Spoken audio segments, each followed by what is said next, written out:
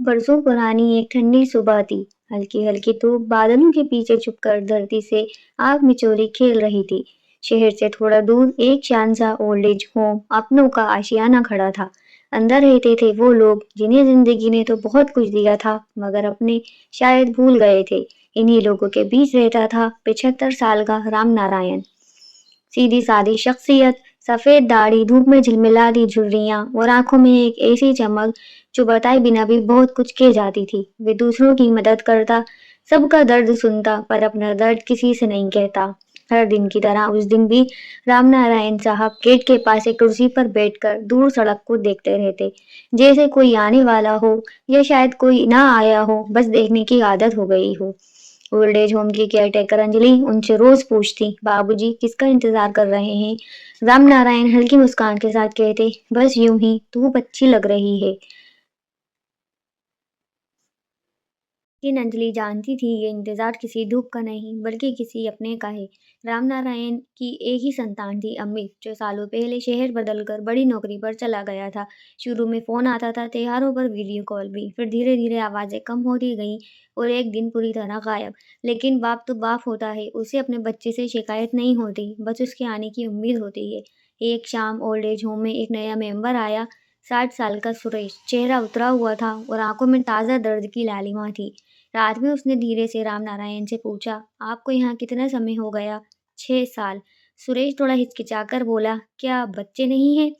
रामनारायण ने आसमान की तरफ देखते हुए कहा, है बेटा, और बहुत व्यस्त हैं, शायद मेरे लिए वक्त नहीं बचा। सुरेश की आंखें भर आईं। मेरे बच्चे ने मुझे कहा कि उसके फ्लैट में जगह कम है, ये घर बड़ा था, इसमें जगह थी, इसलिए मुझे छोड़ गया। कमरे में कुछ पल के लिए सन्नाटा छा गया। दो बूढ़े, दो दिल, एक ही दर्द। धीरे धीरे दोनों में दोस्ती हो गई। सुबह साथ टहलना, दोपहर में शतरंज खेलना, शाम को गेट पर जाकर सड़क की तरफ देखना। आज दो बूढ़े वहीं बैठे थे, गेट के बाहर आते जाते गाड़ियों को देखते। सुरेश ने मजाक में कहा, अगर किसी दिन हमारे बच्चे आए तो शायद हम पहचान भी ना पाए। रामनारायण हंस पड़े। आने की ज़रूरत ही क्या है बेटा? जब उम्मीद का दरवाज़ा बंद हो जाए, दर्द की खिड़की भी धुंधली हो जाती है। लेकिन उस दिन कुछ अलग हुआ। ओल्ड एज होम के दरवाजे पर एक चमकदार गाड़ी आकर रुकी। अंजलि ने कहा, बाबूजी, कोई आपसे मिलने आया है। रामनारायण अचानक उठे, दिल जोर-जोर से धड़कने लगा। क्या ये अमित है? शायद वही होगा। इतनी बड़ी गाड़ी, शर्ट पैंट वाले लोग। दरवाजे पर एक 25 साल का युवक खड़ा था, लेकिन वे अमित नहीं था। नमस्ते दादाजी, मैं आदित्य हूँ। अमित अंकल ने मुझे भेजा है। रामनारायण का चेहरा उतर गया, आवाज़ काँपने लगी, बेटा, अमित नहीं आए? अंकल बहुत बिज़ी हैं, उन्होंने कहा था मैं ये एनवेलप आपको दे दूँ। उसने एक चिट्ठी और थोड़े पैसे पकड़ाए, फिर बिना रुके चला गया, मानो उसने कोई सामान डिलीवर किया हो। नारायण ने चिट्ठी खोली, उसमें बस इतना लिखा था, पापा मुझे माफ़ कर दीजिए, ज़िंदगी में बहुत दौड़-भाग है, आपका ख़्याल ओल्ड एज होम में अच्छे से रखा जाएगा, पैसे मैं हर महीने भिजवा दिया करूँगा। बस इतना ही, कैसे हो? मुझे आपकी याद आती है, कभी मिलने आऊँगा, कुछ नहीं। सुरेश ने कंधे पर हाथ रखा, कोई बात नहीं, चलो चाय पीते हैं। लेकिन उस दिन चाय भी फीकी लग रही थी। रामनारायण की आंखों से बहते आंसुओं को उन्होंने चुपचाप पोंछ लिया, मगर दिल में जो दरार पड़ी थी, वो ना चुप हुई, ना छुप सकी। दिन बीतते गए। एक रात अचानक रामनारायण बहुत चुप हो गए। बिस्तर पर लेटे-लेटे बोले, अंजलि बेटा, अगर सुबह मैं ना उठूं तो मेरी ये चिट्ठी अमित को भिजवा देना। अंजलि डर गई। ऐसा मत कहिए बाबूजी, आप बिल्कुल ठीक हो जाएंगे। लेकिन रामनारायण मुस्कुरा पड़े। वे आखिरी मुस्कान थी। अगली सुबह वो उठे नहीं। उनकी आंखें बंद थीं, लेकिन चेहरे पर शांति थी, जैसे किसी ने बरसों बाद उनके दिल से बोझ उतार दिया हो।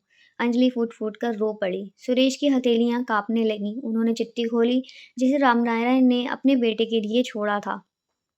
मेरे बेटे अमित, मुझे तुमसे कोई शिकायत नहीं है। बात सिर्फ इतनी थी कि मैं बूढ़ा ज़रूर हुआ हूँ, लेकिन बेकार नहीं हुआ हूँ।